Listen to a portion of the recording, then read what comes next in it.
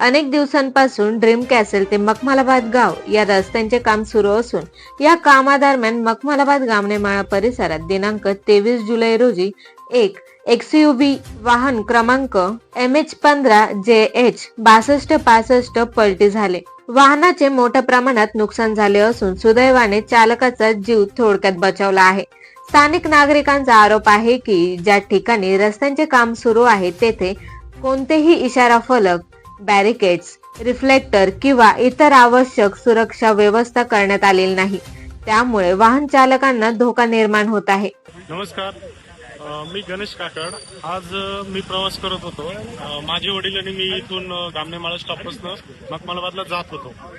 तर इथलं जे आहे ह्या रस्त्याचं काम चालू आहे, यांचे कॉन्ट्रॅक्टर आहे गणेश शिंदे. कॉन्ट्रॅक्टरांनी असं इथं रस्ता लावलेला, इथं कमीत कमी 2 फूट खोल खटकी आहे आणि ह्या बाजूला रस्ता एकदम छोटा आहे.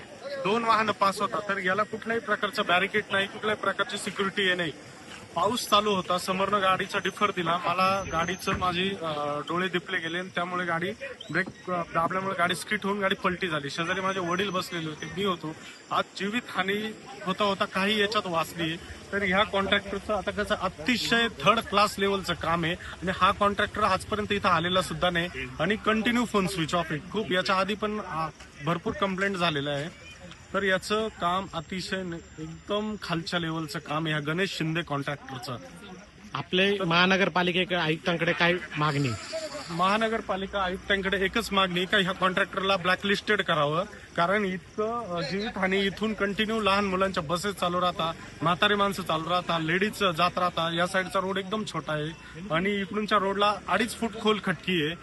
जर अशी काही याच्यानंतर हानी होत कसं, याला कुठल्याच प्रकारचं बॅरिकेड नाहीये. तुम्ही बघू शकता पूर्ण रस्त्याला कुठल्याच प्रकारचं बॅरिकेड. आज माझी इतकी मोठी नुकसान झालेली, याला कोण जबाबदार आहे? आज जीवित हानी झाली असते तर कोण जबाबदार आहे? आज हा कॉन्ट्रॅक्टर कंटिन्यू याचा फोन स्विच ऑफ आहे. वारंवार याच्या कंप्लेंट केलेल्या आहे, सगळ्या नगरसेवकांच्या कंप्लेंट केलेल्या आहे, तरी पण यांनी आजपर्यंत बॅरिकेड लावलेले नाही किंवा रस्त्याला कुठल्याही प्रकारचं सेफ्टी हे नाहीये. हा प्रकार सदर कधी घडला होता? हा प्रकार 8 वाजेच्या 8:15 दरम्यान घडला. या रस्त्याच्या सुरक्षेच्या प्रश्नांकडे अनेक वेळा लक्ष वेधण्यात आले होते. तसेच नगरसेवक प्रमोद पालवे यांनीही या कामातील सुरक्षेच्या त्रुटींविषयी संबंधित कंत्राटदार बाबत प्रशासनाकडे वारंवार आवाज उठवला होता. मात्र तरीही योग्य सुरक्षा उपाययोजना करण्यात आल्या नसल्याचा आरोप होत आहे. आता या प्रकरणात संबंधित कंत्राटदार आणि प्रशासन कोणती भूमिका घेते हे पाहणे महत्त्वाचे ठरणार आहे. जागर महाराष्ट्र न्यूज साठी अविनाश शिरसाट, नाशिक.